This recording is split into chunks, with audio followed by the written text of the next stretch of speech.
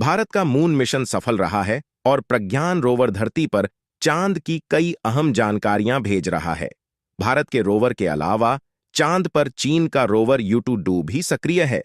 चीन ने साल 2019 में इसे चांद पर भेजा था। भारत के चंद्रयान-3 मिशन को चंद्रमा के दक्षिणी ध्रुव क्षेत्र में सफलतापूर्वक लैंडिंग की। इस बीच चंद्रयान-3 का रोवर प्रज्ञान चंद्रमा की सतह से कई जानकारियां भेज रहा है। चांद की सतह पर भारत के रोवर के अलावा एक और देश का रोवर अभी सक्रिय है, जिसका नाम U2 रोवर है।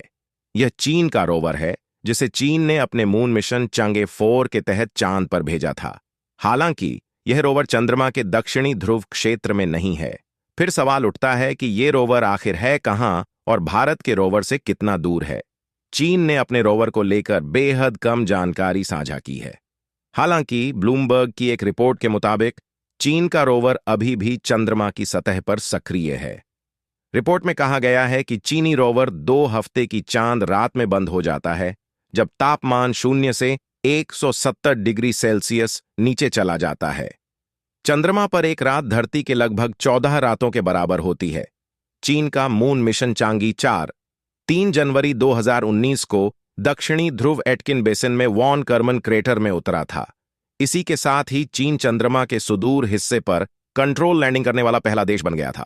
अमेरिका की अंतरिक्ष agency national aeronautics and space administration (NASA) के अनुसार चीन के मून मिशन ने निर्देशांक 45.4561 S अक्षांश 157.885 E देशांतर पर लैंड किया था।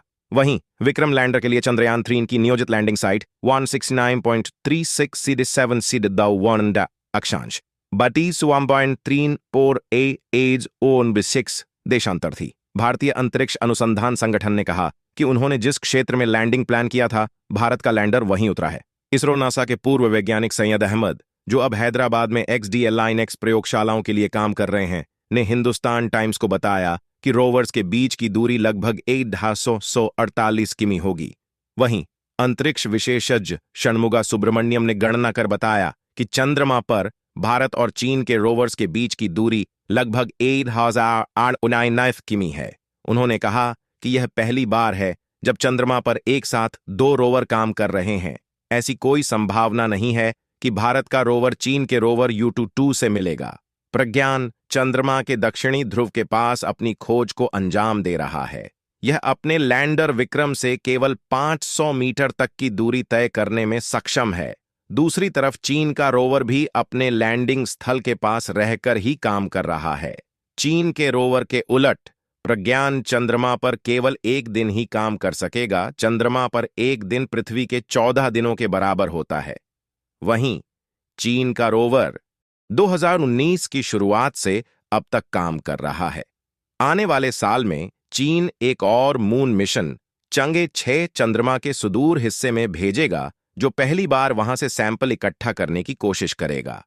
इसरो ने बुधवार को एक ट्वीट कर कहा कि चांद पर प्रज्ञान रोवर ने विक्रम लैंडर की पहली तस्वीर ली है। प्रज्ञान ने यह तस्वीर ऑन-बोर्ड नेविगेशन कैमरा से ली है। प्रज्ञान रोवर ने चांद पर उतरने के बाद से कई अहम जानकारी धरती पर भेजी है। प्रज्ञान ने चंद्रमा पर ऑक्सीजन की मौजूदगी की जानकारी दी है। चांद पर सल्फर, एल्यूमिनियम, कैल्शियम, लोहा, क्रोमियम, टाइटेनियम, मैंगनीज जैसे तत्वों के मिलने की भी पुष्टि हुई है। लेकिन आगे बढ़ने से पहले वीडियो को लाइक करके चैनल को सब्सक्राइब कर ले, ताकि वीडियो में दी गई जानकारी आप तक पहुंच सके। और इसरो के वैज्ञानिकों की मेहनत और प्रयास के लिए कमेंट बॉक्स में जय हिंद, जय इसरो जरूर लिखें।